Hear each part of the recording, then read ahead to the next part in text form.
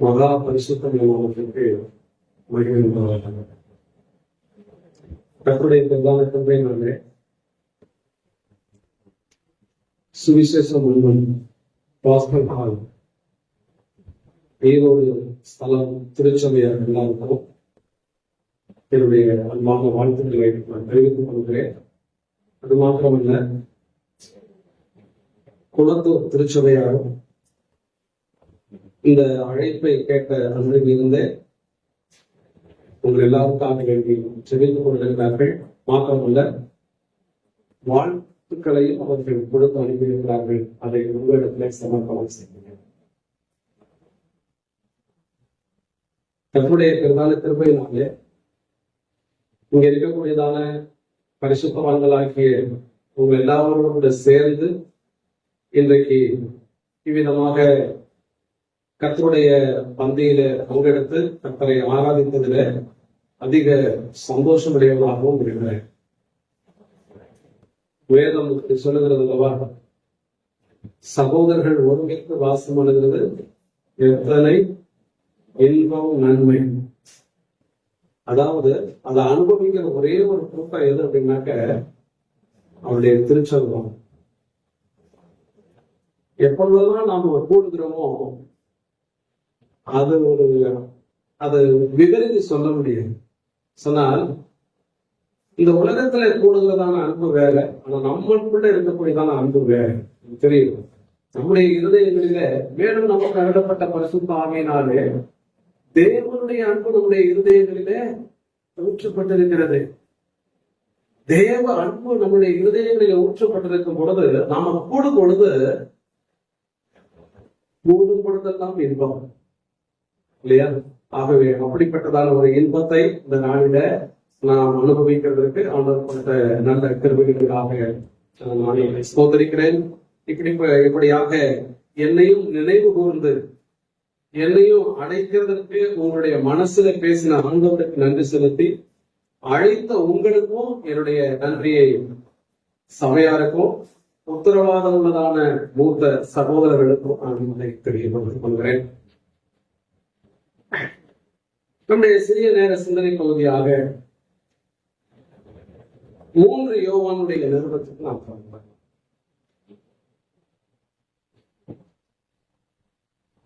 3 யோவான் எழுதின 3ஆம் நிருபம். என்னுடைய 1-2 வசனங்களை முதலாவது நாம் வாசிக்கலாம். சத்தியத்தின்படி நேசிக்கிற பிரியமான வாலிபனை எழுதுவதாவது, பிரியமானவனே, உன் ஆத்மா வாழ்வது போல நீ எல்லாவற்றையும் வாழ்ந்து சோமா இருக்கும்படி வேண்டுகிறேன். ஸ்தோத்திரம். ஏறக்குறைய 65 வருஷங்களுக்கு மேலாக ஒரு திருச்சபை. எல்லாருமே வந்து சத்தியத்துல ரொம்ப தேர்ந்தவர்கள். ஒரு கடிதத்தை ஒரு தடவை வாசிப்போம் நம்ம எழுதுனா, ஆனா கடந்த 2000 வருஷங்களாக இந்த கடிதம் வாசிக்கப்பட்டு கொண்டே இருக்கிறது. ஒரு தடவை வாசித்ததோடு கூட அதனுடைய டேஸ்ட் முடிஞ்சிருது.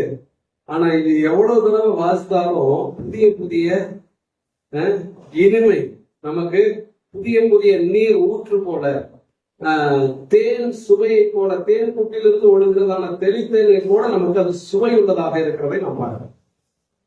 இங்க நம்ம படிக்கிறதான சமயத்துல யோவான் ஒரு நிருபத்தை, ஒரு கடிதத்தை எழுதுகிறார்.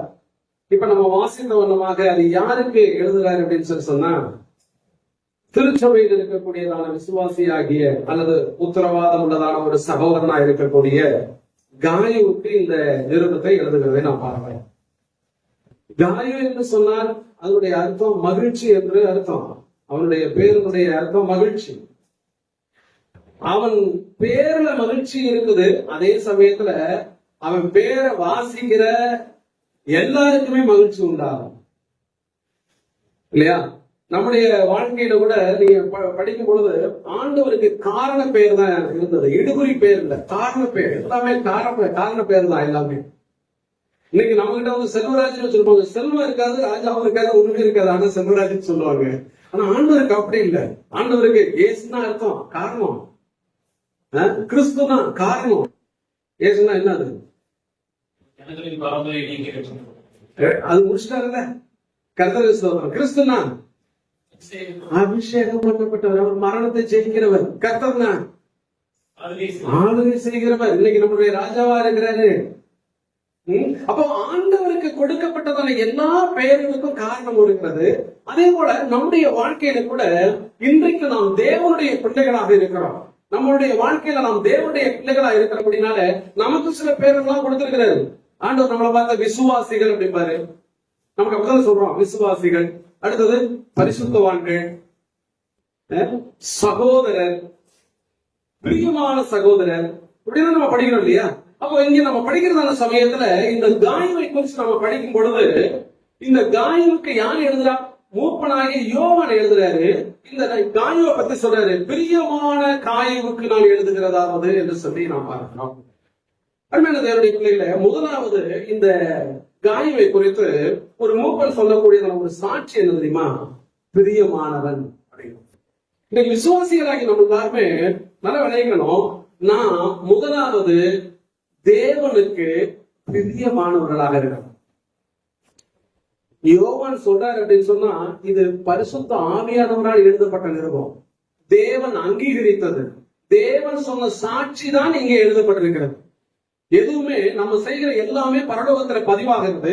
ஆகவே இங்க நம்ம படிக்கிறதான சமயத்துல காயுவை குறித்து தேவன் சொல்லக்கூடியதான சாட்சி, முதலாவது சாட்சி என்ன அப்படின்னா, அவன் ஒரு பிரியமானவனாக இருந்தான் என்று சொல்லி நாம் பார்க்கிறோம். அருமையான தேவனுடைய பிள்ளைகளை, பிரியமானவன் என்று சொன்னால் எப்படி சும்மா நினைச்சுக்கலாம் அப்படி சொல்ல முடியுமா? நீங்க எனக்கு பிரியமானவன்.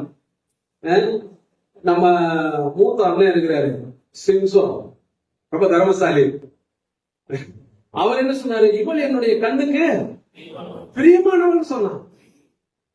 இதையும் அதையும் ஒன்று சேர்க்க முடியுமா? மடியிலே வச்சு கொண்டு விட்டாங்க இல்லையா? அதல்ல, உன் கண்ணுக்கு பிரியமான அதல்ல, கண் பார்க்கிறபடி அல்ல, புறம் அழகை பார்த்து அல்ல நாம் ஒரு மனுஷனை எடை போட வேண்டியது. புறம் அழகு அல்ல, உள்ள அழகை ஆண்டவர் எதிர்பார்க்கிறார். உன்னுடைய உலக பிரகாரமான கிரியைகள், உன்னுடைய ஆவிக்குரிய கிரியைகளை ஆண்டவர் பார்க்கிறார். அதை வச்சுதான் ஆண்டவர் உனக்கு பேர் சொல்லி அழைக்கிறார், பிரியமானவனே அப்படின்னு சொல்லி. பேதுரு எழுதும் பொழுது தன்னுடைய நிருபத்தில் எழுதுவாரு, நீங்க எப்படிப்பட்ட பிள்ளைகளை கூட இருக்கணும்னு சொன்னாரு. 5ஆம் அதிகாரம் நம்ம படிக்கிறதான சமயத்தில் அவருடைய நிருபத்தில் எழுதும் பொழுது, பேதுரு எழுதும் பொழுது அவர் சொல்ல இருப்பாருங்களேன்,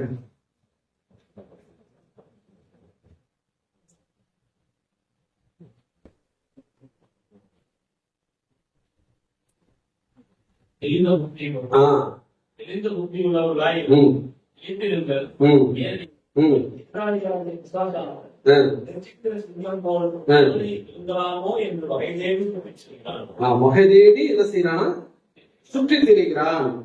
பிரியமான தேவனுடைய பிள்ளைகளே, நாம் பிரியமான பிள்ளைகளாக நாம் முதலாவது இருக்கணும் அப்படின்னு சொன்னா, அதுல சொல்றாரு, ரொம்ப நீங்கள் பிரியமான பிள்ளைகளாக கர்த்தரை பின்பற்றுகிறவர்களாகி அப்படின்னு சொல்லி சொல்லுவாரு. இன்னொரு இடத்துல சொல்லும் பொழுது, பேதுரு எழுதுகிற சமயத்துல நீங்கள் பிரியமான பிள்ளைகளை போல தேவனை நீங்கள் பின்பற்றணும் அப்படின்னு சொல்லி அவர் எழுதுகிறத நம்ம பார்க்க முடியும். பிரியமான பிள்ளைகளை போல. தேவனுடைய பிள்ளைகளை, இவன் என்ன குணத்துல எல்லாம் இவன் பிரியமானவனாக கர்த்தருக்கு இருந்தான், அதாவது இந்த காயு நடந்து கொண்டான் என்று சொல்லி நாம் பார்க்கிறோம். நிறைய பேரு கர்த்தருக்கு பிரியமா வாழ்ந்ததெல்லாம் நம்ம பார்க்கிறோம். தானியேலை குறித்து ஆண்டவர் சொன்னதான சாட்சி என்ன தெரியுமா? பிரியமான புருஷனே அப்படின்னு. பிரியமான புருஷனே. ஒரு வசனத்தை வாசிக்கல. தானியேலுடைய புஸ்தகம் 9ஆம் அதிகாரம் 23வது வசனத்தை வாசிங்க. தானியேலுடைய புஸ்தகம். நீ எனக்கு மிகவும் பிரியமானவன்.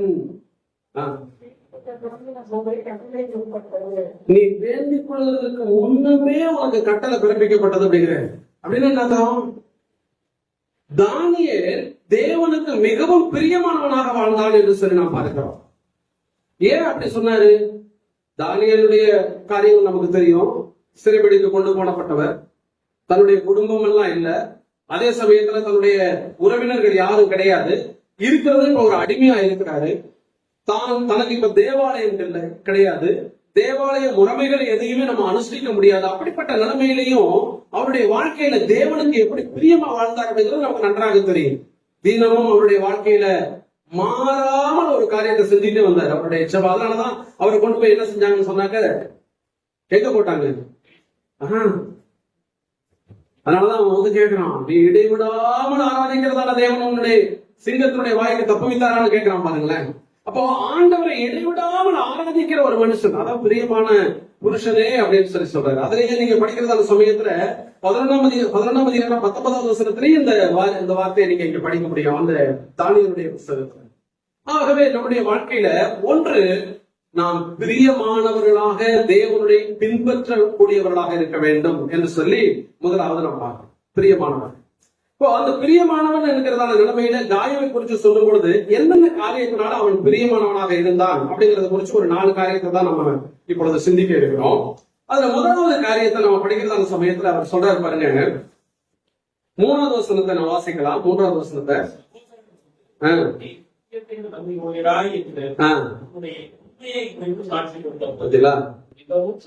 சந்தோஷம். இப்ப நம்ம காயோவை குறிச்சு நம்ம படிக்கிற போது 2வது வசனத்துல நம்ம படிக்கிறோம், பிரியமானவனே உன் ஆத்மா வாழ்கிறது போல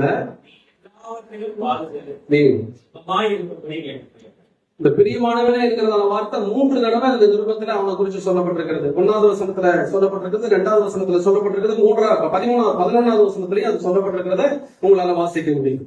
அப்போ இந்த காயோவை குறிச்சு நம்ம படிக்கும் பொழுது ஒரு விஷயம் நம்ம தெரிஞ்சுக்கணும். அவன் சரீரத்துல பலவீனம் உள்ளவனாக இருந்தான். அவனுடைய சரீரத்துல எப்படி இருந்தது? பலவீனம் இருந்தது. ஆனா ஆத்மாவில் அவன் எப்படி இருந்தான் தெரியுமா? ரொம்ப பலம் உள்ளவனா இருந்தான். அதான் அவனுடைய முதல் சாட்சி. சரீரம் ரொம்ப பலவீனம் தாங்க அவனுக்கு.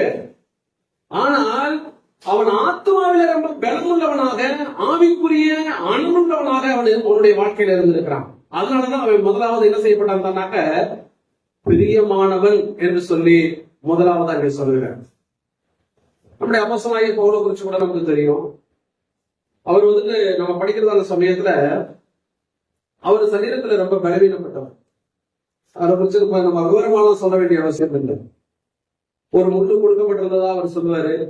அது நீங்கும்படி 3 தடவை ஜெபித்தேன்னு சொன்னாரு. ஆனால் ஆண்டவர் என்ன சொன்னாரு?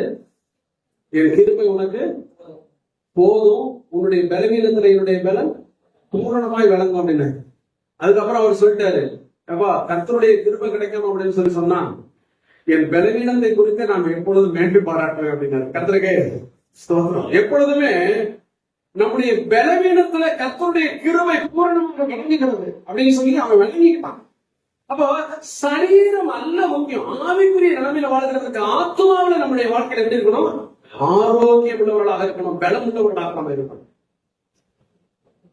இன்னைக்கு நிறைய நமக்கு தெரியுங்க, நிறைய பேரை நம்ம சாட்சி சொல்ல முடியும், பவுலை பத்தி சொல்ல முடியும். நீங்க ஆண்டவராகிய இயேசு கிறிஸ்துவை எடுத்து போலுங்க.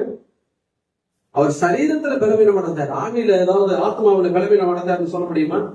நீங்க வேத புஸ்தகம் முழுவதையும் நீங்க எடுத்துக்கிட்டீங்க அப்படின்னு சொன்னா சரீர பிரகாரமாக கர்த்தருக்காக வைராக்கியமா வாழ்ந்தவர்கள் எல்லாரும் பலவீனமா இருந்திருக்காங்க. ஆனால் ஆவியிலேயோ அல்லது ஆத்மாவிலேயோ அவர்கள் ரொம்ப பலசாலிகளாக இருந்திருக்கிறாங்க. அதான் ரொம்ப ரொம்ப முக்கியம். இன்னைக்கு அநேக சபையில் ஒரு திருச்சபையில் இருக்கக்கூடிய ஒரு சகோதரன் அவரை தூக்கிட்டு தான் போகணும், தூக்கிட்டு தான் வரணும். ஆனா அந்த திருச்சபையில அவர் தான் அவ்வளவு காரியங்களை அவர் செய்கிறார். சொன்னா ஆச்சரியமாக இருக்கும். அவ்வளவு பெரிய காரியங்களை செய்ய எப்படி அதால செய்ய முடியுது என்று சொன்னால் ஒரே ஒரு காரியம் தான், ஆவியில் அவருக்கு இருக்கக்கூடியதான அனல், ஆத்மாவில் அவருக்கு இருக்கக்கூடியதான பலன், கர்த்தருக்குள் அவருக்கு இருக்கக்கூடியதான சந்தோஷம், சத்தியத்திலே அவருக்கு இருக்கக்கூடியதான வைராக்கியம், இதுதான் அவங்களுடைய வாழ்க்கையில அந்த நிலைமைக்கு அவர்களை கொண்டு போகும். இன்றைக்கு நம்முடைய வாழ்க்கையில நாம் சரீரத்துல கொஞ்சம் பலவீனம், அந்த சரீரம் சுகம் வேண்டும், அதான் அவர் வாழ்த்துறாரு. ஆனா ஒண்ணு, உன் ஆத்மா வாழ்கிறது போல நீ எல்லாவற்றிலும் வாழ்ந்து என்ன செய்யணும்? நீ சுகமாயிரு அப்படிங்கிற கர்த்தருக்கு ஸ்தோத்திரம். அப்ப முதல்ல எது வாழணும்? ஆத்மா வாழணும். நம்ம சரீரத்துக்காக நிறைய பிரயாசப்படுவோம், ஆனா ஆத்மா ஆரோக்கியமா இருக்கிறதுக்காக நம்ம ஏதாவது பிரயாசப்படுறோமா? ஆத்மாவுக்காக நிறைய தீனிகள் இருக்கிறது, சரீரத்திற்காக நிறைய தீனிகள் இருக்கிறது. ஆனா ஆத்மாவுக்கு நமக்கு என்ன தீனி கொடுக்கிறோம்? ஆத்மாவுக்கு நம்ம என்ன தீனி போடுறாங்க? தேவனுடைய வசனத்தை நீ எவ்வளவு தூரத்திற்கு வாசிக்கிறாயோ அவ்வளவு தூரத்திற்கு உன் ஆத்மா செழிக்கக்கூடியதாக இருக்கும். நல்லா புரிஞ்சுக்கணும்.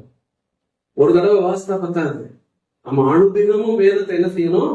வாசித்து கொண்டே இருக்க வேண்டும். அதுக்குதான் ஆண்டவர் இங்க நமக்கு எழுதி கொடுத்திருக்கிற அந்த வசனம். அதாவது அவருடைய வசனம் எப்படிப்பட்டது? அது தேனிலும் தேன் கூட்டிலிருந்து ஒழுகக்கூடியதான தேனிலும் மதுரம் உள்ளது அப்படிங்கிறாரு. அது என்னுடைய ஆத்மாவை உயிர்ப்பிக்கக்கூடியது அப்படிங்கிறாரு. உங்களுடைய வேதம் என்னுடைய மண் மகிழ்ச்சியாகிறாவிட்டால் என் துக்கத்துல செத்து போயிருப்பேன் அப்படிங்கிறாரு. அப்போ தேவனுடைய வசனத்தை நாம் எப்படி வாஞ்சித்து வாசிக்க வேண்டும். அவன் சங்கீதத்துல நம்ம அது எல்லாருக்கும் நமக்கு தெரியும். அப்பதான் நம்ம வந்துட்டு நீர்கால்களில் ஓரமாய் நடப்பட்டு தன் காலத்தை தன் கனியை தந்து இதை உதிராது இருக்கிற ஒரு மரத்தை போல அப்படின்னு சொன்னா நம்ம செழிக்க முடியுங்கிற ஆத்மாவில செழிக்கணும்னு சொன்னாங்க. அவருடைய வசனம் முக்கியம். ஆகவே நம்முடைய வாழ்க்கையில இவன் ஆண்டவர் அங்கே யோவான் சொல்லும் பொழுது, உன் ஆத்மா வாழ்கிறது போல மற்ற எல்லாவற்றிலும் வாழ்ந்து நீ என்ன செய்யணும்? சுகமாயுடைய அப்படிங்கிறது. அப்ப ஆத்மாவில நல்ல ஆரோக்கியமாக இருந்திருக்கிறான். அதே சமயத்துல சரீரத்துல கொஞ்சம் பலவீனமா இருந்திருக்கு. இன்னைக்கு நேரம் திருப்பி பார்த்தோம்னாக்க இதுல இன்னொரு ஆளை பார்ப்போம். மொத்தம் மூணு ஆளை குறிச்சு இதுல நீங்க படிக்க முடியும். இன்னொரு ஆள் இருக்கிறாரு, அவர் சரீரத்துல நல்லா ஆரோக்கியமா இருப்பாரு, ஆனா ஆத்மாவில என்ன இருக்க மாட்டாரு? ஆரோக்கியமா இருக்க மாட்டாரு. அவரை குறிச்சு பின்னாடி நம்ம படிப்போம். அதுல 9வது வசனத்துல இருந்து நம்ம படிக்கும் பொழுது அவரை பத்தி நம்ம படிக்கலாம்.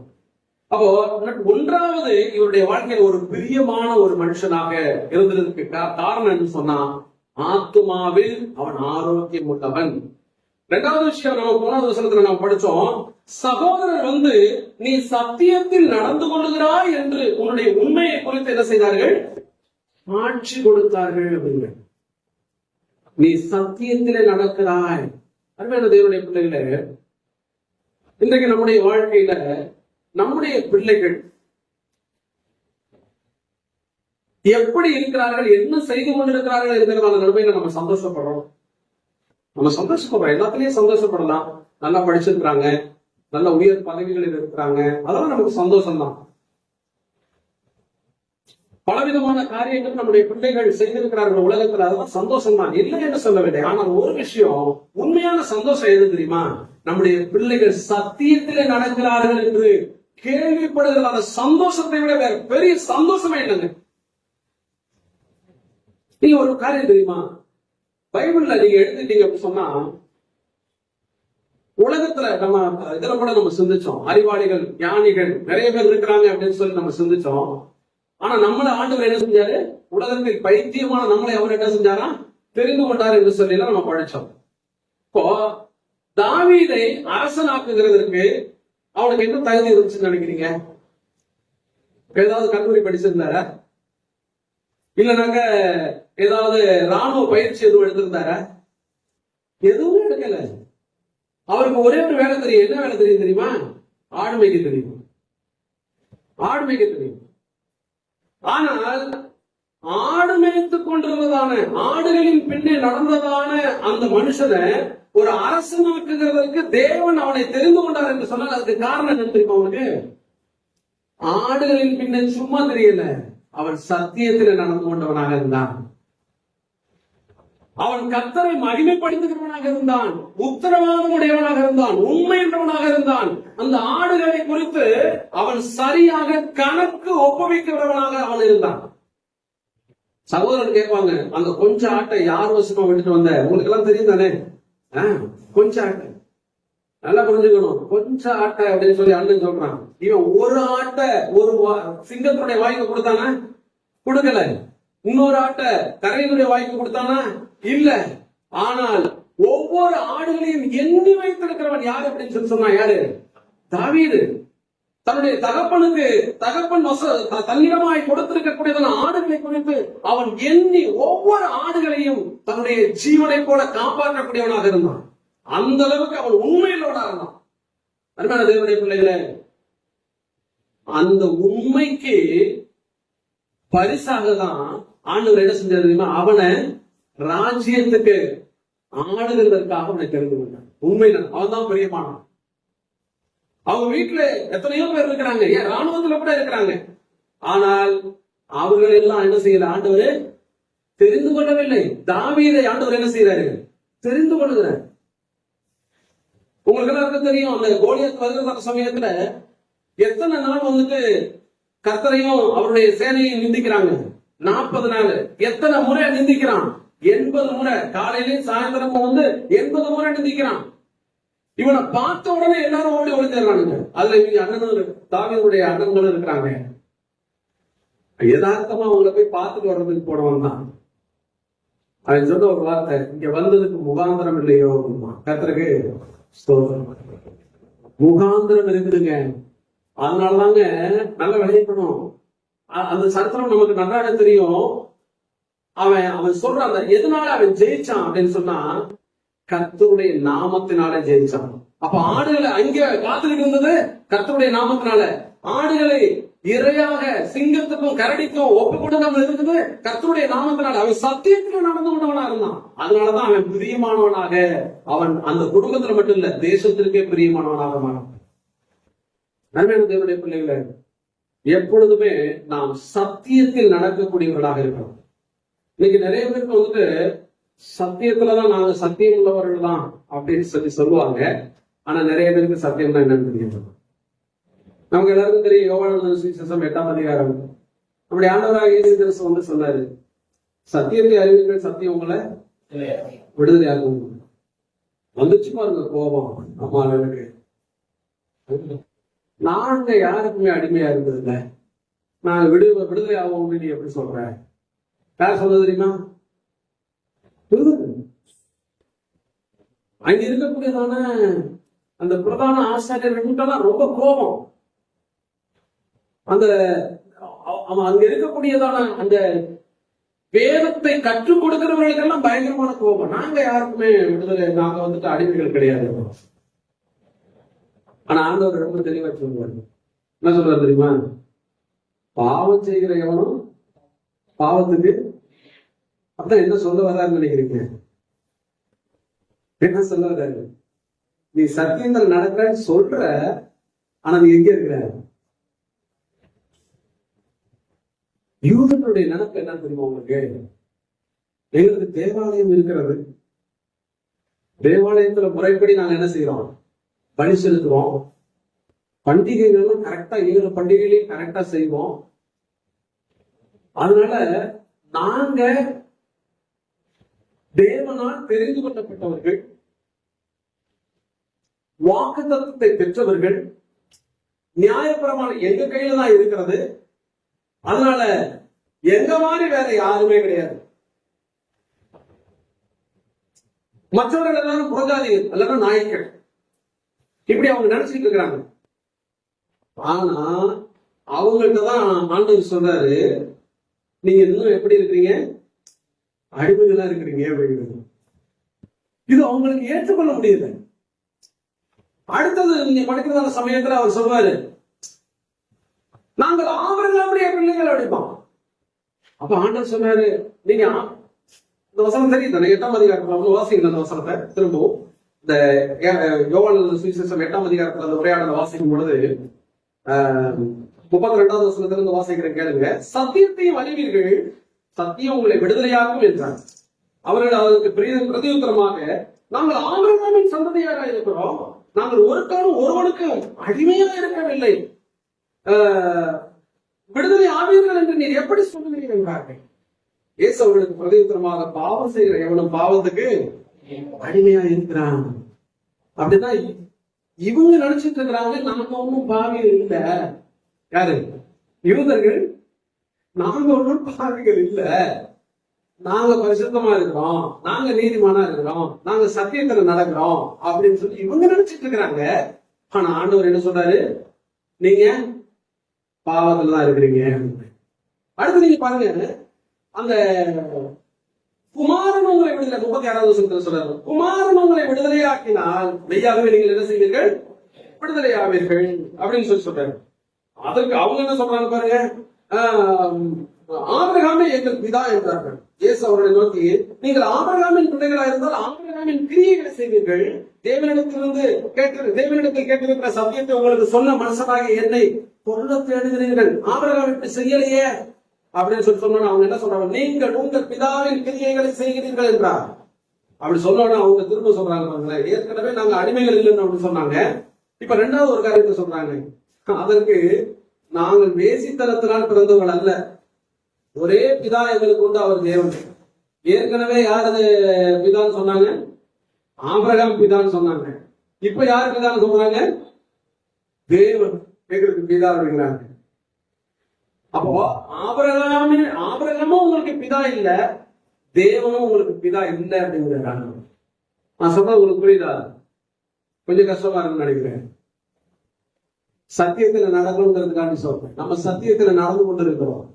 இஸ்ரவேலர்கள் சத்தியத்தில் நடக்கிறார்கள் என்று அவர்கள் தங்களை தாங்களே ஏமாற்றிக் கொண்டிருந்தார்கள். அவருடைய வாழ்க்கையில பெருமையோடு கூட நடந்தார்கள். நாங்கள் சத்தியத்திலே நடக்கிறவர்கள், நியாயப்பிரமாணம் எங்களுடையது, வாக்குத்தத்தம் எங்களுடையது, தேவாராதனைகள் எங்களுடையது, பண்டிகைகள் எங்களுடையது. எங்களை தவிர ஒருத்தர் என்ன செய்ய முடியாது, உள்ள போக முடியாது. நீங்கள் தேவனிடத்துல போக வேண்டுமானால் எங்களோடு கூட தான் வரணும்.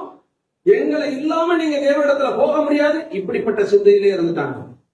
அதனால தேவனை பிள்ளைங்களே, இப்ப ஆண்டவர் சொல்றாரு, இப்படிப்பட்டதான சிந்தையில இருக்கிறதான அவர்களை பார்த்து சொன்னாரு, தேவன் உங்களுக்கு பிதாவா இருந்தா நீங்க ஏப்பா என்னை கொண்டு செய்வேன், நான் தான் தேவனிடத்துல தான் நான் வந்திருக்கிறேன் சொன்னாரு. அப்படி சொன்னோன்னா அவங்களுக்கு இவங்களுக்கு புரியவே மாட்டேங்குது. அப்ப ஆண்டவர் சொல்றாரு பாருங்களேன், நீங்கள் உங்கள் பிதாவாகிய பிசாசானவனால என்ன செய்வீர்கள்? பிள்ளைங்களே, அப்ப இவங்களுடைய வாழ்க்கையில இது எல்லாத்தையும் செஞ்சுட்டு இருக்கிறாங்க. ஆனால் அவருடைய வாழ்க்கையில எங்க இருக்கிறாங்கிறத ஆண்டவர் அவங்களுக்கு வெளிப்படுத்தி காண்பிக்கிறார்.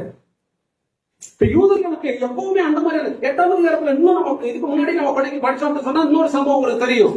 எல்லாரும் கலத்திட்டு வர்றான். யார? ஒரே ஒரு ஸ்திரியை கண்டறிகிறது, ஒரே ஒரு ஸ்திரீ. அப்ப இவங்க எல்லாரும் என்ன சொல்றாங்க, நாங்க எல்லாரும் நீதிமான்கள், இந்த ஒருத்தி மட்டும் தான் என்ன எப்படிப்பட்டவள்? பாவி. நாங்க எல்லாரும் யாருக்கு சரியா இருக்கிறவங்க, ஆனா இந்த அம்மா மட்டும் தான் என்ன செஞ்சிருக்காங்க, தவறு செஞ்சவங்க சொல்லி கூட்டிட்டு வர்றாங்க.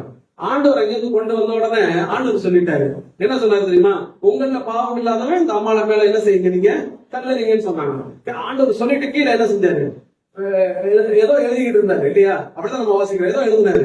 என்ன எழுதிருப்பாரு நினைக்கிறீங்க? ஒண்ணு இல்ல, பாவிகளுடைய பேரெல்லாம் எங்க எழுதிருக்குன்னு சொல்லிருக்கு வேதத்துல, புழுதியில எழுதிருக்குது. அப்போ இங்க இருந்து எழுதுகிற சமயத்துல எல்லாருக்கும் என்ன தெரிஞ்சிருக்குது, ஒவ்வொருத்தருடைய பேர் தெரிஞ்சிருக்குது. எல்லாரும் கையை கீழே போட்டு நம்ம பேர் எங்க இருக்குது. அப்பதான் அவனுக்கு எல்லாருக்கும் தான் இதை விட பெரும் பாவிங்கிறத அவன் என்ன செஞ்சான், உணர்ந்துட்டு எல்லாத்தையும் போட்டு ஆட்டம். இப்ப யோசனை பண்ணி பாருங்களேன், அங்கிருந்து வரும்பொழுது கல்ல கொண்டு வந்தவங்க பூரா என்ன நினைச்சிட்டு வந்தாங்கன்னா, நாங்கெல்லாம் நீதிமான்கள், நாங்கெல்லாம் சத்தியத்துல நடக்கிறவர்கள், இந்த அம்மா மட்டும் தான் என்ன செய்யப்பட்டது, தவறு செஞ்சதுன்னு சொல்லிட்டு வந்தான். ஆனா இப்ப திரும்பி போகும் பொழுது நீதிமானா எண்ணி கொண்டு வந்தவெல்லாம் பாவியா போறான். தன்னை பாவி என்று வந்ததான் இந்த அம்மா, நீ போ பாவம் செய்யாதுன்னு சொல்லி பாவம் மன்னிக்கப்பட்டவளா போறான். கர்த்தருக்கு விசுவாசம் ரொம்ப முக்கியம். எப்பவுமே நம்மள சரியா நிதானிக்கணும். நமக்கு ஒரு ஒப்பீடு இருக்குதுங்க. நமக்கு ஒரு ஒப்பீடு எப்படின்னாக்க, நம்ம எப்பவுமே நம்மள நல்லவங்களா நினைக்கிறது எப்ப தெரியுமா? நான் நினைப்பேன், நான் வந்துட்டு பிரதர் இருக்கிறாரு, என்னையும் பிரதரையும் பார்ப்பேன், என்னையும் பிரதரையும் பார்ப்பேன். அப்படின்னா எனக்கு என்ன தெரியும் தெரியுமா? அவரோட நான் நல்லா இருக்காரு, அவரோட நான் நல்லா பேசுறேன், அவருடைய செய்கைகளை காட்டிலும் நான் நல்லவனா தான் நல்ல செய்கைகளா செஞ்சுட்டு இருக்கிறேன். ஒவ்வொரு செய்கைகளும் நம்ம வந்து சகோதரர்களே ஒப்பிட்டு நம்ம பார்க்கிறோம். ஒரு நாளும் கூடவே கூடாது. நம்ம யாரை வச்சு பார்க்கணும் தெரியுமா உங்களுக்கு? நம்ம ஆண்டவரை வச்சு பார்க்கணும். இவரோட நான் நல்லவனா அப்படின்னு பார்த்தோம்னா ஒரு நாளும் நம்முடைய வாழ்க்கையில பெருமையா வராது. ஒரு நாளும் நான் நல்லவன் சொல்லவே மாட்டோம். நம்மளை பத்தி நம்ம சாட்சி சொல்ல வேண்டிய அவசியமே இல்லை. நம்மளை பத்தி சாட்சி யார் சொல்லணும்? ஆண்டவர் சொல்லணும். நம்மள எப்பவுமே பிற சகோதர சகோதரிகளை பார்த்துட்டு அவங்களோட நம்ம இததான் ஸ்ரீசரன் சொன்னாங்க. அவங்களும் சத்தியத்துல நடக்கிறேன்னு சத்தியத்தோடவே நடந்தாங்க. 3 வருஷம் யாரு கூட நடந்தாங்க? ஆண்டவராகிய இயேசு கிறிஸ்துவோட கூட நடந்தாங்க. நடந்துகிட்டே அவங்களுக்குள்ள நமக்குள்ள யாரு பெரியவனா இருப்பான்? 22ஆம் அதிகாரத்துல அப்பதான் படிக்கிறோம். நமக்குள்ள யாரு அப்படின்னா என்ன அர்த்தம்? அப்ப இது வரைக்கும் யாரும் அறியல. குருவை என்ன அறியல, இயேசு கிறிஸ்துவோடு கூட தான் நடக்கிறாங்க. ஆனா அவங்களுக்குள்ள இன்னும் இயேசு கிறிஸ்து யாருங்கிறத வெளிப்பாடு வரல. அவர் கற்றுக் கொடுக்கக்கூடிய சத்தியங்கள் எல்லாம் எதுவுமே உள்ளுக்குள்ள போகல, ஏதோ ரசிக்கிறாங்க. அருமையான தேவனுடைய பிள்ளைகளை, ரசிகர் கூட்டம் அல்ல இயேசுவுக்கு வேண்டியது. மனம் திரும்பினதான சீஸ்டர் கூட்டத்தை ஆண்டவருக்கு வேண்டும். நல்லா புரிஞ்சுக்கணும். சாதாரண விசுவாசிகளாக அல்ல, சீசர்களாக, அவருக்காக அவரை பின்பற்றக்கூடியவர்களாக நம்ம இருக்கணும். ரொம்ப ரொம்ப முக்கியம் இது வந்துட்டு. ஆகவே நம்முடைய வாழ்க்கையில அந்த இடத்துல பாருங்க, நீங்கள் உங்கள் பிதாவாகிய பிசாசான உண்டாகினவர் அப்படின்னு சொல்லி ஏன் சொல்றாரு அப்படின்னு சொல்லி சொன்னா, நீங்க இன்னும் எப்படி இருக்கிறீங்க தெரியுமா? தங்களை பேருக்கென்று யூதர்களா இருக்கிறீங்க. உங்களுடைய செய்கைலாம் எப்படி இருக்குது தெரியுமா? மற்றவங்களுடைய செய்கையை நீங்க செய்யறீங்க அப்படிங்க. அப்புறம் எப்படி இவங்க சத்தியத்தை நடப்பாங்க? சொல்லி பாருங்க, நம்முடைய ஆண்டவர் நமக்கு எல்லாருக்கும் தெரியும். அவர் தமக்கு சொந்தமானதிலே வந்தார், சொந்தமானவர்களோ அவர் ஏற்றுக்கொள்ளல. என்ன காரணம்னு நினைக்கிறீங்க? ஏன் இயேசு கிறிஸ்து வந்துட்டு சொல்லாம வந்துட்டார? தெளிவா சொல்லிட்டு தான் வந்தாரு. இயேசு கிறிஸ்து இங்க வருகிறதான சமயத்துல தெளிவா சொல்லிட்டு தான் வந்தாரு. வந்ததான சமயத்துல கேட்கிறது, சாஸ்திரிகள் போய் நேர்த்தியா சொல்றாங்க, யூதருக்கு ராஜாவாக பிறந்திருக்கிற வரைக்கும் அவரை தொழுது இங்க வந்தோம் அப்படின்னா. ரெண்டாவது, மெய்ப்பொருளுக்கு சொன்ன யூதர்களுக்கு யார் வந்து சொல்ற? தேவ தூதர்களே வந்திருக்கிறார். இன்றைக்கு கிறிஸ்து ரட்சகர் தாவீது உங்களோட என்ன செஞ்சிருக்காரு? பிறந்திருக்கிறார். அப்போ நல்லா நினைக்கணும், யூதர்களுக்கு தேவ தூதர்கள் வந்து சொல்கிறார்கள். அரசாங்கத்துல யாரும் வந்து சாஸ்திரிகள் வந்து சொல்றாங்க, தெளிவாதான் சொல்றாங்க. ஏற்கனவே தீர்க்கதரிசிகள் சொன்னாங்க, சொன்னபடியே வந்தார். இயேசு கிறிஸ்துவ நீங்க பாருங்களேன், இப்படி எல்லாம் பிறந்தாரு. அவரை கொண்டு போய் சத்திரத்துல கூட இடம் கொடுத்தாங்க, பிறக்கிறதுக்கு இடம் கொடுத்தாங்களா? இயேசு கிறிஸ்துவுக்கு சத்திரத்துல பிறக்கிறதுக்கு கூட இடம் கொடுக்கல. அதே சமயத்துல பிறந்த இடத்துல வளர்ந்து இடம் கொடுத்தாங்க. அவர் எங்க வளர்ந்தாரு? எகிப்துல போய் பிறக்கிறதுக்கு இடம் கொடுக்கல, பிறந்த இடத்துல வளர்றதுக்கு என்ன செய்யல? இதுதான் சத்தியத்தில் நடக்கிறவர்கள் என்று எண்ணிக்கொண்டு, தங்களை தாங்களே நீதிமான்கள் என்று எண்ணிக்கொண்டிருக்கிறவர்கள் தேவனுக்கு செய்ததான தொண்டு. எதுக்காக நமக்கு ஆண்டவர் சொல்றாரு? இது வந்துட்டு இன்னைக்கு நம்ம வந்து தேவனால் தெரிந்து கொள்ளப்பட்டிருக்கோம், நீதிமான்களாக்கப்பட்டிருக்கோம், பரிசுத்தவான்களாக்கப்பட்டிருக்கோம். யூதர்களை போல நம்முடைய வாழ்க்கையில நினைச்சிட்டு இருக்கிறாங்க, நான் சத்தியத்தில் நடக்கிறேன், நான் நீதிமான். உன்னுடைய நீதியை குறித்து உன்னோட வேலை செய்யறவங்க சொல்லணும்.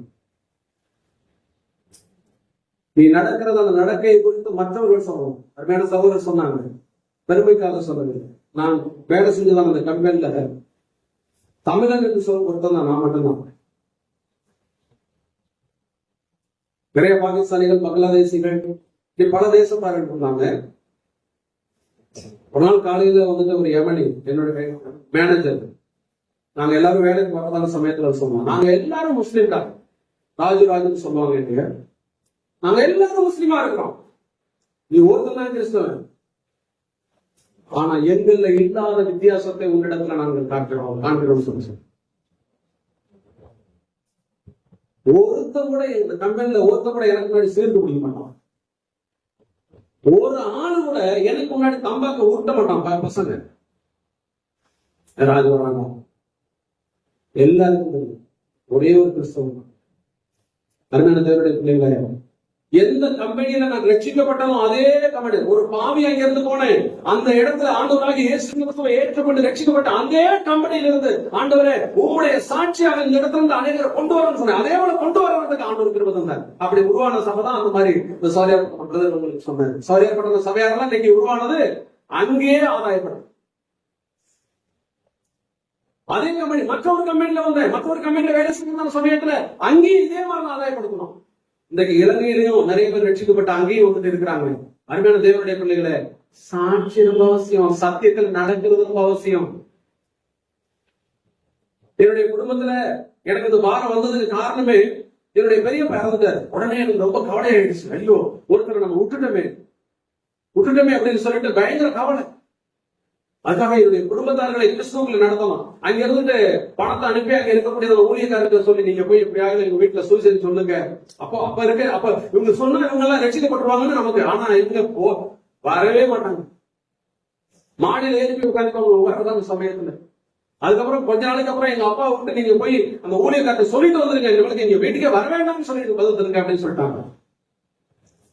அதுக்கப்புறம் தான் ஒரு முடிவு எடுத்தேன். கர்த்தருக்கு ஸ்தோத்திரம், நான் என்னுடைய குடும்பத்தை ஆதாயப்படுத்தியே ஆக வேண்டும். வேலையை எழுதி கொடுத்தாங்க.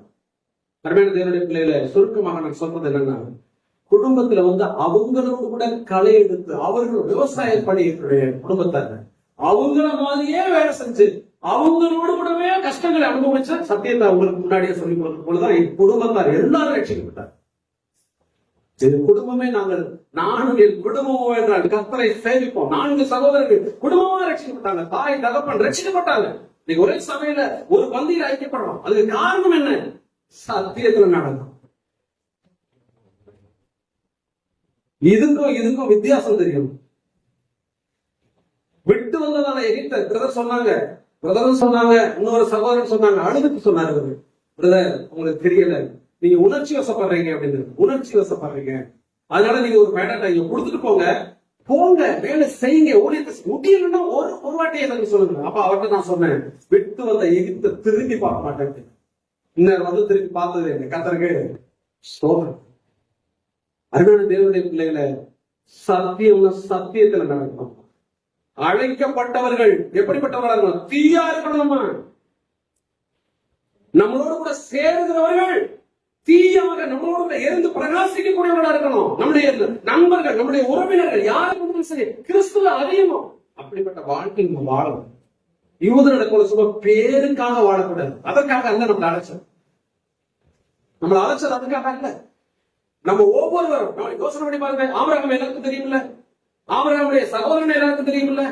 ஆபிரகாமுடைய சகோதரன் யாரு? லோத்து பிரிஞ்சு போனாதான் தெரியும் தானே. அதெல்லாம் விட்டுருங்க, அந்த கதையை விட்டுருங்க. அங்க நடக்குது. இப்ப சோதோம் குமாரா ஆண்டவர் என்ன செய்யறாரு? அடிக்கிறதுக்காக வர்றாரா? இப்ப ஆபிரகாம் என்ன செய்யறாரு? ஆபிரகாம் இங்க என்ன செய்யறாரு? பரிந்து பேசுறாரு. என்னெல்லாம் சொல்றாரு? எப்பா ஒரு 50 பேர் நீதிமன்றம் இருந்தா, இந்த சத்தியத்தில் நடக்கிறவங்க ஒரு 50 பேர் இருந்தா, அந்த 50 பேர் இருந்து அந்த பட்டணத்தை அழிச்சுவியா அப்படின்னு கேட்கிறேன். அழிக்க மாட்டேன். உங்களுக்கு அந்த சம்பவம் நட தெரியும். திரும்ப பேசுறேன் தூணு சாமலமா இருக்கிற திரும்ப பேசுறேன். கடைசியில் எத்தனை கொண்டுருவாரு?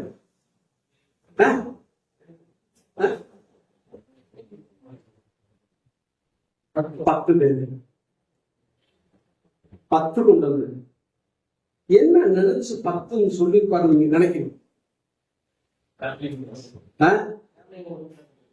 ஃபேமிலி உறுப்பினர்கள். கர்த்தருக்கு ஸ்தோத்திரம். ஃபேமிலி உறுப்பினர்கள் தான் தெரியுமா? எத்தனை பேரு? லோத்தனுடைய மனைவி, அவங்களுடைய 2 பிள்ளைகள். எத்தனை பேரு? மருமக்கள் கல்யாணம் பண்ணல. பிரதர் கரெக்டா சொல்றாரு. அண்ணனுடைய பிள்ளைகளை ஒரு காரியம் ஆபிரகாமுக்கு தெரியும். நான் என்னை அழைத்த தேவனை என் சகோதரனுக்கு தெரியும். அதனாலதான் புறப்பட்டு வந்திருக்கிறான். நான் யாரை விசுவாசித்திருக்கிறேன், என்னை அழைத்தவர் யார் அப்படிங்கிறது என் சகோதரனுக்கு தெரியும். ஆகவே நான் போய் எங்கெல்லாம் தங்குறனோ அங்கெல்லாம் என்னோட கூட புரஜாதிகள் உடன்படிக்கை செய்யறான். அபிமேலக் உடன்படிக்கை செய்யறான். கர்த்தர் உன்னோடு கூட இருக்கிறார். நாங்க இருக்கிறோம். ஆகவே நீ எங்களோட கூட உடன்படிக்கை செஞ்ச நாளைக்கு நீங்க பெருத்த என்ன செஞ்சிருக்காது, எங்களை அழிச்சிடக்கூடாதுங்கிறதுக்கு உடன்படிக்கை செய்வான். ஆபிரகாம் கூட பார்த்துக்கல, ஈசாக்கோட கூட உடன்படிக்கை செய்ய வைக்கிறான். அப்போ ஆபிரகாமுடைய என்னன்னு தெரியுமா உங்களுக்கு? என்னுடைய சகோதரன் அங்க போயிருக்கிறான். நிச்சயமாக இந்த சத்தியத்தை அந்த தேசத்துல போய் சொல்லி ஒரு சிலத்தையாவது என்ன செஞ்சிருப்பான்? ஆதாயப்படுத்தி இருப்பான். அந்த நம்பிக்கையில தான் பேசுறான். யாராவது ஊரால ஆதாயப்படுத்த முடிஞ்சா? ஆனா அங்க போய் சம்பந்தம் மட்டும் போட்டான். பிரதர் சொன்னது மாதிரி என்ன செஞ்சான்? சம்பந்தம் போட்டான். சம்பந்தி எல்லாம் வந்தாங்களா? மறுமை வந்தார? அருமையான தேவனுடைய பிள்ளைகளை நல்லா பழகிக்கணும். அதனாலதான் சொன்னாரு, ஆபிரகாம் தன்னுடைய ஊழியக்காரர்கிட்ட சொன்னாரு, டேய் நான் இங்க இருக்கிறதான இடத்துல இல்ல, அங்க போய் என் மகனுக்கு என்ன செய்யணும்? பெண்ணை கொண்டு வரணும்னு சொன்னாரு. சத்தியத்தில் நடக்கணும். அதான் நம்முடைய வாழ்க்கையில முதல்ல சத்தியம் சொன்னா சும்மா நம்ம அப்படியே விசுவாசிகள் அப்படின்றதுனால நம்மளுடைய பெரிய நமக்கு ஒரு கிரீடம் வரப்போறது கிடையாது. நல்லா புரிஞ்சுக்கணும். சத்தியம் சொன்னா அது ரொம்ப திமிராக பேச வேண்டும். வைராக்கியமாக இருக்கணும். வைராக்கிய வாஞ்ச நமக்குள்ள இருக்கணும். ஒரு ஒரு சம்பவம், நிறைய காரியம் இது நிறைய காரியம் மனசுக்குள்ள வருது. ஆனால் ஒரு காரியம் ஆகாம் தெரியுமா? ஆகாமுடைய மனைவி பேர் என்ன? ஏசபே. கொஞ்சம் சீக்கிரமா சொன்னீங்கன்னாக்க நான் சீக்கிரமா செய்தி முடிப்பேன். ஏசபே. அந்த நாட்கள்ல தீர்க்கதரிசியா இருந்தது வந்துட்டு எலியா. நமக்கு எல்லாருக்கும் தெரியும். எலியா போய் ராஜா கிட்ட பேசுறான், நான் சொல்லாம உன் தேசத்துல என்ன ஆகாது, மழையோ பனியோ பெய்யாது அப்படின்னா ஸ்டாப் பண்ணிட்டாங்க. நீங்க யோசனை பண்ணி பாருங்க, ராஜா போய் நீங்க அப்படி பேச முடியுமா? இன்னைக்கு நம்ம மூப்பர்களே நம்ம வந்து பேச முடியாது. ஊழியர்கிட்ட போய் நின்று பேச முடியாது, நடக்க முடியாது. நம்ம கவுன்சிலர்கிட்ட போய் பேச முடிய மாட்டேங்குது, நம்ம மினிஸ்டர்கிட்ட போய் பேச முடிய மாட்டேங்குது. ராஜா கிட்ட போய் சொல்றான், நான் சொல்லாம இவன் சாதாரணமான ஆளு, இவன் ட்ரெஸ் அவன் ட்ரெஸ்ஸும், இவன் சாப்பாடு அவன் சாப்பாடு, அவனுக்கு இருக்கிற அரண்மனை இவனுக்கு எங்கேயாவது இருக்குதா? சூழக்கடிதான் அவனுக்கு கீழே. ஏன்னா ஒருவேளை அவன் கூழ் காய்ச்சலுக்கு அதுல ஏதாவது போடுறதுக்கு பேய்க்க முடிய கொடுப்பாங்க, சூழல் போட்டுவாங்க. இப்ப எங்களுக்கு இருக்கிற இடம்னா நமக்கு போய் அவனுக்கு போய் காட்ட வேண்டினாலும் அங்க போய் குடியிருக்கமாங்கிறான். யாரு? தீர்க்கதரிசிகள். இதெல்லாம் தெரியுதா? தெரிஞ்சா கர்த்தர் சோதனம்.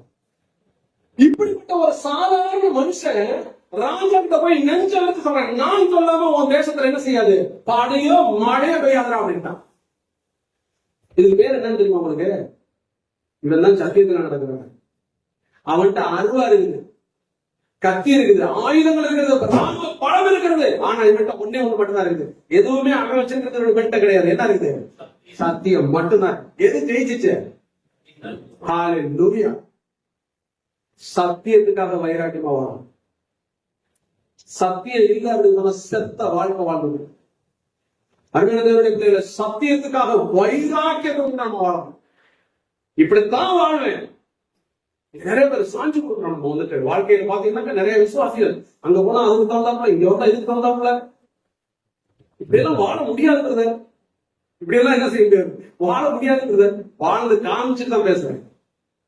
இன்றைக்கு வாழ்ந்து காமிச்சு தான் பேசுறேன். எங்க ஊருக்குள்ள நீங்க வந்து பாத்தீங்கன்னாக்க, ஊர்ல என்னோட பேசினா 5000 ரூபாய் அவதாரம் போட்டு வச்சிருக்காங்க. ஊர்ல வந்து ஒதுக்கி வச்சிருக்காங்க. இன்னைக்கு 50 பேர் என்கிட்ட வந்து பேசலாம். நான் போய் பேச வேண்டியது தேவனுடைய சமூகத்துல இருந்து பேசுறேன். நான் போய் பேசுறதே கிடையாது. 50 பேர் என்கிட்ட வரலாம்.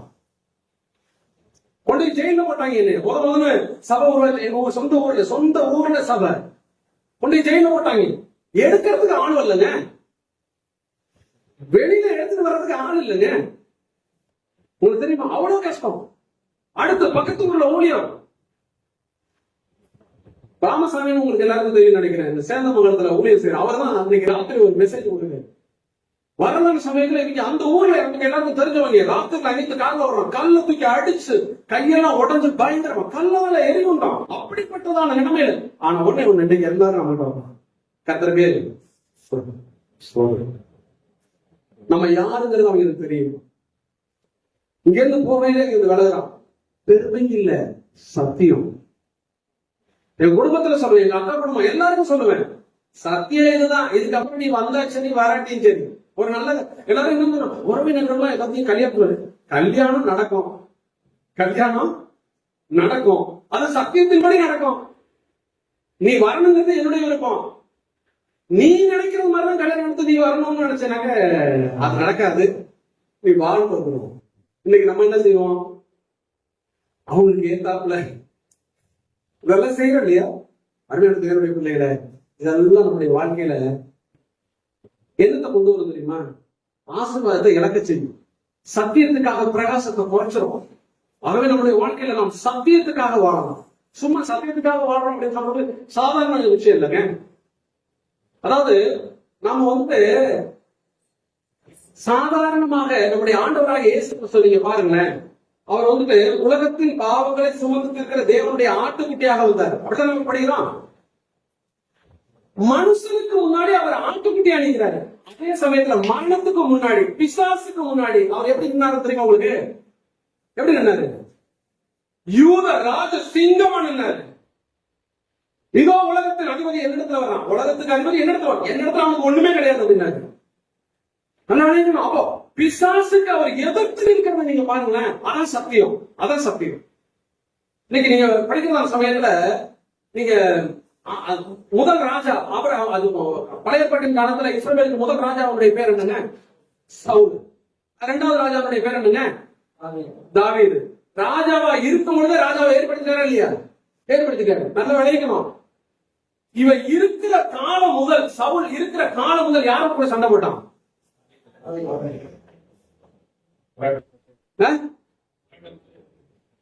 பெலிஸ்தியரை கண்டு ஓடி ஒளிஞ்சதான என்ன சொல்றது அவனு? இந்த வீரத்தை காமிச்சிருக்கணும். இந்த வீரத்தை எங்க காமிச்சிருக்கணும்? பெலிஸ்தீன்ல காமிச்சிருக்கணும். இந்த வீரத்தை உன்னுடைய பிரஜாதிகளுக்கு மத்தியில உன்னுடைய தேசத்தை அழிக்கிறவர்கிட்ட காமிச்சிருக்கணும். நீ இப்ப யாருகிட்ட காமிக்க? உன் தேசத்தை காப்பாத்துற, உன் தேச மக்களை நேசிக்கிற, கர்த்தருக்கு பிரியமாய் நடக்கிற, சத்தியத்துக்காக வைராக்கியமாக நடக்கிறதான உன்னுடைய தேசத்தில் இருக்கக்கூடியதான தேவனுடைய பிரியனா இருக்கக்கூடியதான தாவீதுக்கு விரோதமா சுத்திரியடா. அதனால விளையாடுங்க.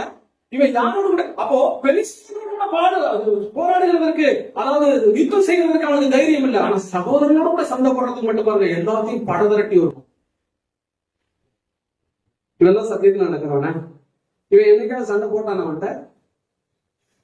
யாரு? தாவீது என்னைக்காவது சண்டை போட்டான? ஏன்? ஏன்? சத்தியத்தில் நடக்கிறான். சத்தியத்தில் நடக்கிறது. நிறைய நாள் பாக்கியம் எழுதிட்டே இருந்தான். யாரு? யூதாசு. ஒரு நாள் கூட அன்பு சொல்லல. செய்யறத போய் சீக்கிரமா செய்ய போயிட்டான். நல்ல விளையாடுங்க. காயை ஆண்டவரே எடுத்து போராடுவான். தெரியும் உங்களுக்கு? நீர் எனக்கு இட்ட சாபம் என்னால் சகிக்க முடியாது. வெளியில எவனா பார்த்தா நீங்க கொண்டு போடுவாங்க. என்ன நினைச்சுட்டு இந்த மாதிரி சாபம் போடுற? யாருக்கு பேசுறான்? நான் சொல்றதெல்லாம் விளக்குதான், பயப்படதான் இருக்குதா? இருக்கிறீங்களா? எல்லாரும் இருக்கிறீங்களா? கையை உயர்த்தி ஒரு வாட்டி ஆமென்.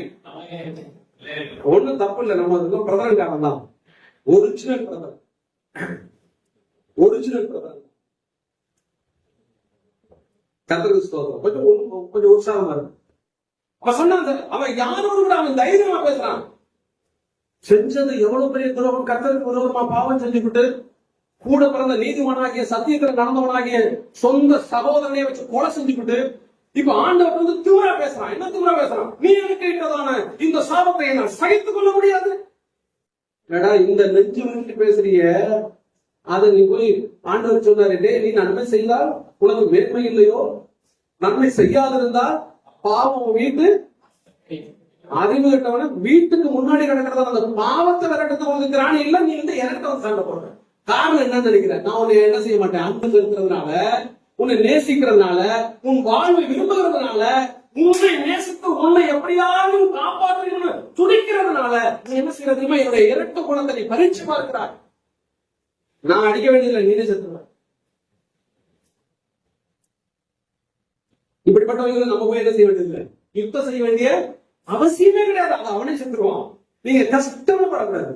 ஐயோ ஒரு சவரன் பிரதர் இப்படி பண்றாரு, நீ ஒன்றும் செய்ய வேண்டாம், அது தானே போயிடும். நீ ஒண்ணு அதுக்காக கஷ்டப்பட வேண்டாம். நீ அவனை பத்தி நீ சிந்திக்காத, அவன் தானா போயிடுவான். நல்லதான் அருமையான தேவனுடைய பிள்ளைகளே, சத்தியத்தில் நடக்கிறது அப்படின்னு சொன்னா தைரியமாக நாம் சத்தியத்துல நாம் இருக்கிறோம் என்பதை அந்த 2ஆம் நிருபத்துல கூட அந்த அம்மாளுக்கு எழுதுவார். உன் பிள்ளைகளில் சிலர் சத்தியத்தில் நடக்கிறார்கள் என்று. அப்படிதான் நம்ம படிக்கிறோம். முதல் வசனத்தை வாசிங்க. அந்த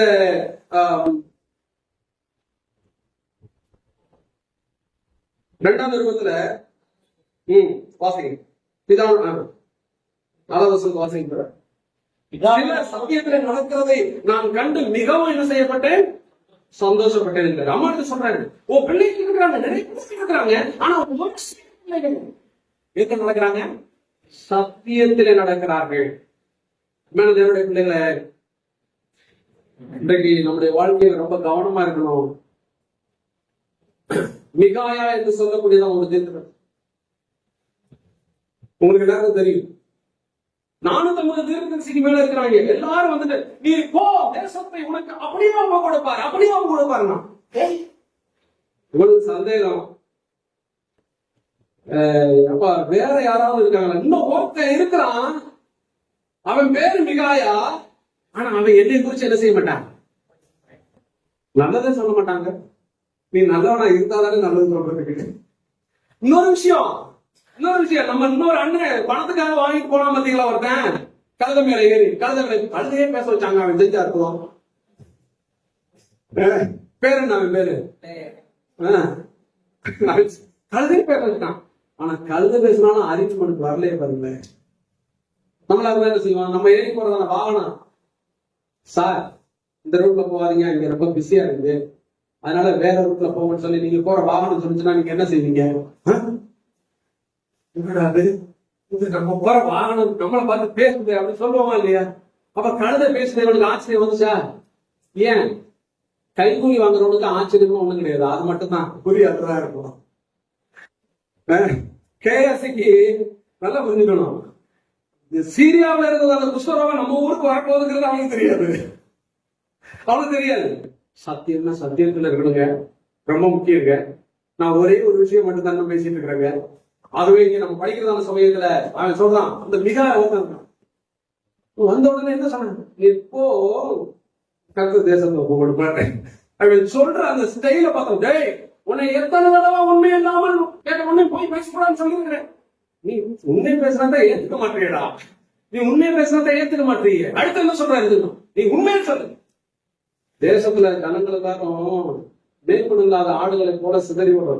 பத்தியலா இவன் எப்ப பார்த்தாலும் எனக்கு விரோதமா தந்துருவான்னு சொல்லி நான் சொன்னேன்ல, இவனை பிடிச்சு காட்டுறான்.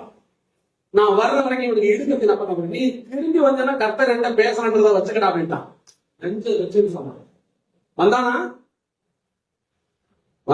வரல, சும்மா வர விட்டா அவன் நேரா போய் உள்ள போய். அருமையான தேவனுடைய பிள்ளைகளே, சத்தியம் சொன்னா சத்தியத்துக்காக நம்ம எந்த இடத்துலயும் நிமிர்ந்து நிக்கலாம். அதே சமயத்துல நிமிர்ந்து சொன்னாங்க சண்டை போடுறது இல்லைங்க, சத்தியத்துக்காக உறுதியா நிக்கிறது, கர்த்தருக்காக பக்தி விதையாக்கமா வாழணும். தாவீது மாதிரி யோசேப்புடைய வாழ்க்கை எடுத்து சத்தியத்துக்காக வாழணும். சகோதரர்கிட்ட சண்டை போட்டானா? சண்டை போடல, அவங்க எடுத்து வித்துட்டாங்க. ஒன்னுட்டாங்கன்னு வச்சுக்கோங்களேன், அங்க போய் தண்ணி இல்லாத கடத்துல போட்டாங்கன்னு வச்சுக்கோங்களேன், அவன் சண்டை போட்டானா? அவன் எல்லாரும் வந்தாங்க, வந்துட்டு அதுக்கப்புறம் அப்பன்னு சொன்னோன்னு எங்களுக்கு ஒரு பயம், ஐயோ இது வரைக்கும் அப்பனை வச்சுதான் நம்மளை காப்பாத்திட்டு இருந்தாங்க, இப்ப அப்பா போயிட்டாங்க, இவங்களுக்கு வழிவாங்க ஆரம்பிச்சுட்டு எல்லாரும் காலில் ஒண்ணு விட்டாங்க, நான் உனக்கு அடிமை. அவன் சொன்னான், நீங்க ஏன் பயப்படுவீங்க, நீங்க பயப்படாது, எழுந்துறீங்க. கர்த்தர் உங்களுக்கு ஜீவரட்சணை கொடுக்கறதுக்காக என்னை கர்த்தர் முன்னுமே அனுப்பி வைத்தார். எந்த ரதத்துல அனுப்பி வச்சாரு சொல்றான் பாருங்க, அனுப்பி வச்சாராம். அதுதாங்க தெய்வ பக்தியுள்ள மனுஷன், அதான் சத்தியத்தில் நடக்கிற மனுஷன். சகோதரனை பழிவாங்கிறதுக்காக துடிக்கிறவன் அல்ல, சகோதரனை அரவணைக்கிறதுக்காக துடிக்கிறான். சகோதரனுடைய சேமத்தை நாடுகிறவன், சகோதரனுடைய சுகத்தை நாடுகிறவன், அவன் தான் உண்மையில சத்தியத்தில் நடக்கிறவன். இன்னைக்கு பாருங்க, சண்டை எங்க பார்த்தாலும் சண்டை. நீ சண்டை போறவன யாரா எடுத்துக்கீங்க, யாரா இருந்தாலும் எடுத்துக்கீங்களேன், இந்த கூட்டத்துல தான் இருக்கும். தலை கொடுக்கும் இந்த கூட்டத்துல எப்பவுமே ஆண்டவர் சொல்லி கொடுத்தாரு ஒரு விஷயம். அந்த சம்பவம் உங்களுக்கு தெரியும். நமக்குள்ள யார் பெரியவனா இருப்பான் அப்படிங்கறத வந்த உடனே ஆண்டவர் சொல்லிட்டாரு, இவர்ப்பா யார் பெரியவனா இருப்ப, நீ விரும்புறியா, நீ எல்லாம் பெரியவனா, நீ பெரியவன். ஆனா நீ என்ன செய்யணும், அந்த சின்னவங்களுடைய காலெல்லாம் கழுவணும். நீ யாரெல்லாம் சின்னவங்க நினைக்கிறீங்க அவங்களுடைய காலெல்லாம் நீ கழுவணும். இப்படி இருப்பியா, இப்ப இருப்பியா, பேசணும். ஆனா நம்ம ஆண்டவர் இருந்தாங்க. நம்முடைய ஆண்டவர் எப்படிப்பட்டவர் தெரியுமா? அவர் சர்வத்திற்கு மேலான தேவன், சேரக்கூடாத ஒளியில் வாசம் பண்ணுகிறவர், மனுஷனின் ஒருவர் கண்டிராதவர், காணக்கூடாதவர், ஏக சக்கராதிபதி, குற்றமற்றவர், மாசில்லாதவர், பாவிகளுக்கு விளைகிறவர், வானங்களில் உயர்ந்தவர் சொன்னாங்க. சொர்க்கத்தை விட உயர்ந்தவர், சொர்க்கம் அல்ல, சொர்க்கத்தை விட உயர்ந்தவர். அப்படிப்பட்டவர் வந்து என்ன செஞ்சாரு, தன்னை மறுதலித்து சபிச்சு சத்தியம் பண்ண போகிறவருடைய காலெல்லாம் என்ன செஞ்சாரு, புடிச்சு கழுவினாரு. அப்படின்னு நான் அடிமைடா அப்படிங்கிறது, உங்களுக்கு நான் அடிமை வேலை.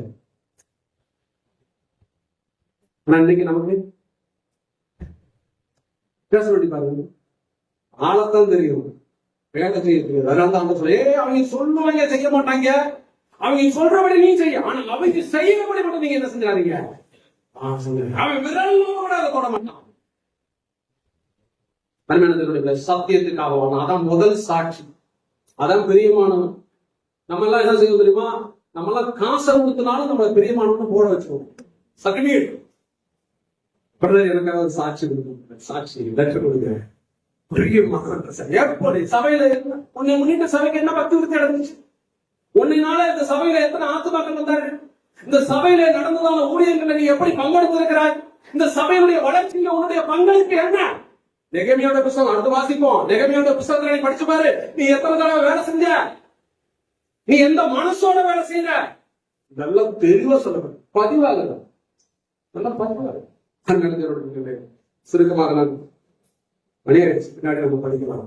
ஒண்ணு சத்தியத்துல நான் காயவை குறிச்சுள்ளதான சத்தியம். பிரியமானவன் தான் சொன்ன, சாதாரணம் கிடையாது. அவன் சத்தியத்துக்காக அவன் வாழ்ந்தவன்.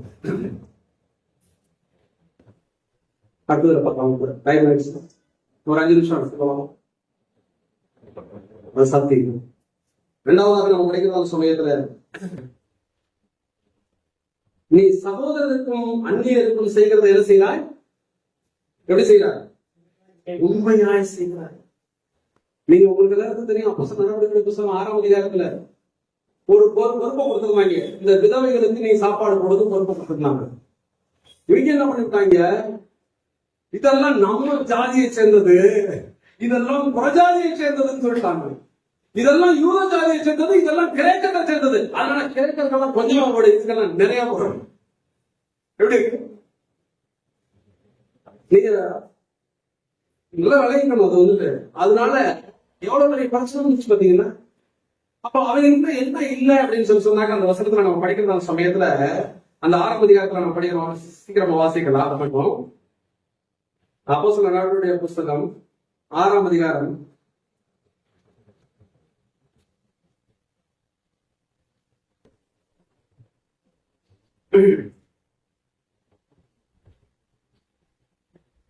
10 நாட்களில் சீசர்கள் பெருகின போது கிரேக்கரானவர்கள் தங்கள் விதவைகள் அன்றாட விசாரணையில் திட்டமாய் விசாரிக்கப்படவில்லை என்று எபிரேயருக்கு என்ன செஞ்சு முறுமுறுத்தார்கள் அப்படின்னு சொல்லி படிக்கிறோம். இப்போ இவங்களுக்குள்ள என்னெல்லாம் இல்ல, அதனால என்ன செஞ்சாங்கன்னாக்க வேற ஆட்களை அவர்கள் என்ன செஞ்சாங்க, தெரிந்தெடுத்தார்கள் என்று சொல்லி நான் பார்க்கிறோம். 3வது வசனம், 1 ஞானம், 2வது நற்சாட்சி, 3வது 1 பரிசுத்த ஆவி, 2வது ஞானம், 3வது நற்சாட்சி, 4வது சபையார் எல்லாருக்கும் பிரியமானவன் அப்படிங்கிறதான ஒரு சாட்சி, அடுத்தது விசுவாசமும் பரிசுத்த ஆவியும் நிறைந்த இப்படிப்பட்டதான 5 விதமான தகுதி உடையவர்கள் அவர்கள் என்ன செய்கிறார்கள், தெரிந்தெடுக்கிறதாக நம்ம படிக்கிறோம். அப்ப நம்ம வேதத்துல படிக்கிற சமயத்துல ஏற்கனவே இருந்தவங்களுக்கு விசுவாசிகள் தான். இந்த தகுதிகள் இருந்துச்சுன்னா இல்ல, இந்த தகுதிகள் இருந்துச்சுன்னா இல்ல. ஆனா வேலை கொடுத்திருக்கிறாங்க. அருமையான பிள்ளைகளை, இப்படிப்பட்டதான ஒரு சாதாரண பந்தி விசாரிப்பு கூட இவ்வளவு குவாலிபிகேஷன் அங்கிருந்து எத்தனை தகுதிகள் தேவையா இருக்கிறது. அந்த தகுதி இருந்தாதாங்க சபையில பிரச்சனை வராது. அதுக்கு தான் ஆண்டவர் இங்க சொல்றார். ஆகவே நம்ம படிக்கிற சமயத்துல நீ அந்நியர்களுக்கும் சகோதரருக்கும் அந்நியருக்கும் செய்கிற யாவற்றையும் நீ என்ன செய்கிறாய், உண்மையாய் செய்கிறாய். அவனை குறிச்சு 2வது சாட்சி, இதை குறிச்சு விளக்க சொல்றதுக்கு சமயம் இல்லை. அடுத்ததாக நம்ம 3வது அவனை குறிச்சு சொல்றதான சாட்சியை சொல்றேன். கீழே நம்ம படிக்கலாம். அந்த 6வது வசனம், அவர் உன்னுடைய அன்பை குறித்து சபைக்கு முன்பாக என்ன செய்தார்கள், சாட்சி சொன்னார்கள். தேவனுக்கு முன்பாக பாத்திரம் பண்ணும்படி அவர்களை வழிவிட்டு அனுப்பினால் நலமாயிருக்கும் சொல்றேன்.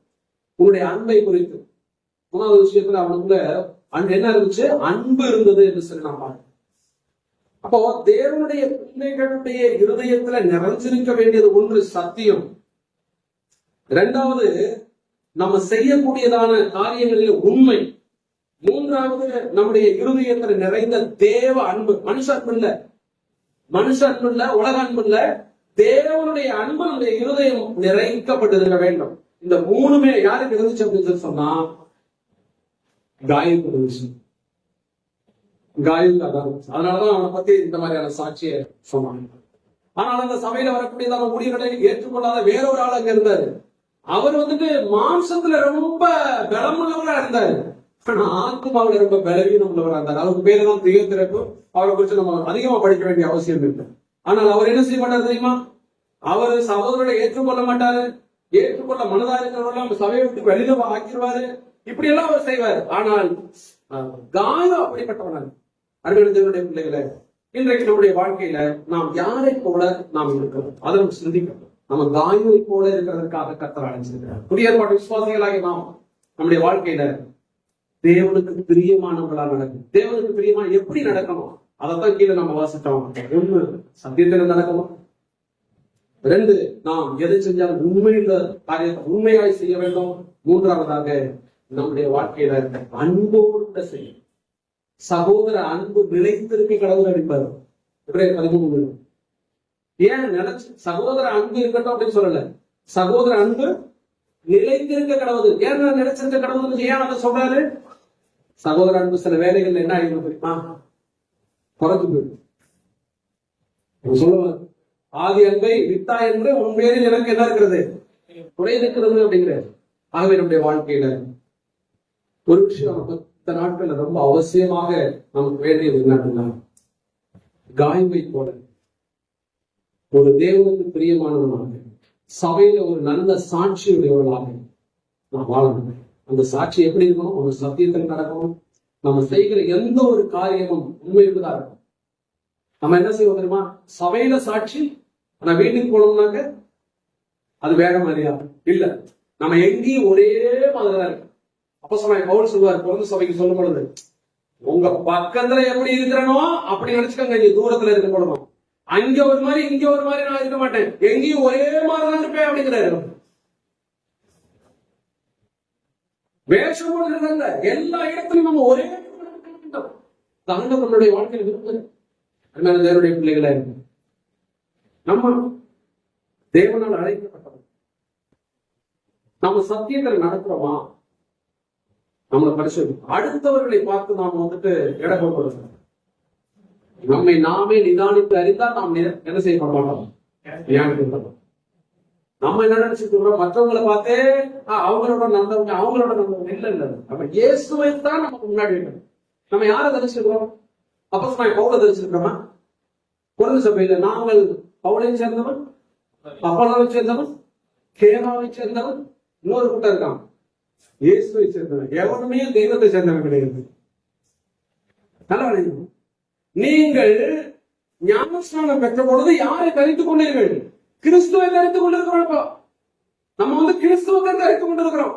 அப்போ நம்ம இன்னொரு மனுஷனை தரித்துக் கொள்ளக்கூடாது.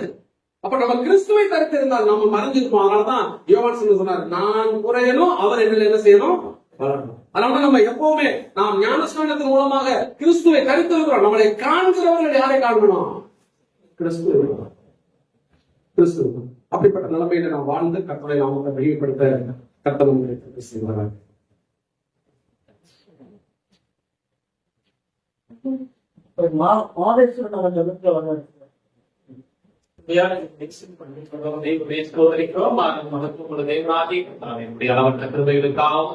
ராஜா நீர் முடிந்தவர்களின அவனை கத்தாவுடைய சத்திய வார்த்தைகளுக்காக சொல்லிருக்கோம். ஆம் ராஜா, இது சரீரத்துக்கு தேவையான உணவு, ஆத்மாவுக்கு தேவையான சத்திய வார்த்தைகள் அப்படி கத்தாவே அப்பா உங்களுடைய சத்தியத்தினாலே நாங்கள் பிழைத்திருக்கிறதற்காக சொல்லிருக்கிறோம். கத்தாவே நாளுடைய குதையை கத்தாவை ஆயத்தப்படுத்தி தாவனையுடைய பாதங்களை வைத்து கற்றுக் கொடுத்து நீர் இங்கே அனுப்பி இருக்கிறதற்காக ஸ்தோத்திரிக்கிறோம். அவரை கொண்டு நீர் எங்களுடைய ஆத்மாவை கத்தாவை போஷித்ததற்காக ஸ்தோத்திரிக்கிறோம். நாங்கள் திருப்தி அடைந்திருக்கிறதற்காக ஸ்தோத்திரிக்கிறோம். அப்பா இந்த இடத்தோடு கூட தாவனை கத்தாவே நாங்கள் எங்களுடைய ஜீவியத்தில் தாவனை கத்தாவை உங்களுக்கு உண்மையும் உத்தமம் உள்ள சாட்சிகளாய் எங்களை குறித்தும் நீர் இப்படியாக சாட்சி சொல்லத்தக்கதாக ஒரு நல்ல ஜீவியத்தை ஜீவிக்க எங்களுக்கு பாராட்டுங்க ராஜா. இதோ கொண்டு வந்த உடைய பிள்ளைக்காக உடைய கிருபையின் சமூகத்திலே அநேகமாயிரம் நன்றிகளை நாங்கள் ஏறெடுக்கிறோம். அவரை இன்னும் திடப்படுத்தி அவன் செய்யக்கூடிய ஊழியங்கள் இதோ அவருடைய கத்தாவே எல்லா விதமான சகல விதமான உமக்காக இருக்கக்கூடிய அந்த நல் முயற்சிகளை உடைய நாம மகிமைக்காக செல்லக்கூடிய எல்லா காரியங்களையும் வாங்க செய்யும். அப்பா அபரிமிதமாய் அவரையும் அவருடைய ஊழியங்களையும் அவருடைய சபையோடையும் கத்தராசிரியர்கள் மகிழ்ச்சி பற்றாடியும் இதோ கத்தாவே அப்பா மீதியுள்ள செய்தியையும் தாவை கத்தாவே இன்னும் அபரிமிதமாய் எங்கள் ஆசிரியர்களுக்கு தர வேண்டுமாய் கெஞ்சி கொண்டாடியும் கேட்டுக்கொண்ட நாங்கள் அப்பா கணக்கு கொடுக்க கத்தாவே பாத்திரவான்களாய் இருக்கிறோம் என்பதை மறவாமல் தாவை அதை சத்தியத்தில் இருதயத்தை வைத்து வைத்து அப்பா கண்ணாடியிலே முகத்தை பார்க்கிறவனை போல அல்லாமல் ராஜா இதோ உண்மையே நாங்கள் கத்தாவை வெளிப்படுத்தத்தக்கதாக எங்களுக்கு அப்பா வாசம் செய்கிறீர் என்கிறார். கூட தாவனை உண்மையை வெளிப்படுத்த நாங்கள் பிரியப்படுகிறோம். தெய்வமே தாவனை நாங்கள் பணிகிறோம் ராஜா. நீர் ஒருவரே கர்த்தர் என்று உயர்த்துகிறோம். நீர் ஒருவரே ரட்சகர் என்று மீட்பர் என்று கர்த்தாவை போற்றி துதித்து கர்த்தாவை ஆசீர்வதிக்கப்பட்ட இந்த வேலை கர்த்தாவை இனி ஆசீர்வதிக்க போகக்கூடிய அந்த செய்தியை முழுமையாய் நாங்கள் கர்த்தாவை ஒப்புக்கொள்கிறோம். உங்களுடைய பிள்ளையை நாங்கள் கர்த்தர் நடத்துங்க. எல்லாவற்றையும் கர்த்தரும் மீட்பரும் ரட்சகருமாய் இருக்கிற இயேசு கிறிஸ்துவின் வல்ல திருநாமத்தினாலே ஸ்தோத்திரத்தோடு கூடிய ஜெபத்தை எடுக்கிறோம். எங்கள் ஜீவனோட பரலோகத்தினாலே. ஆமென். ஆமென்.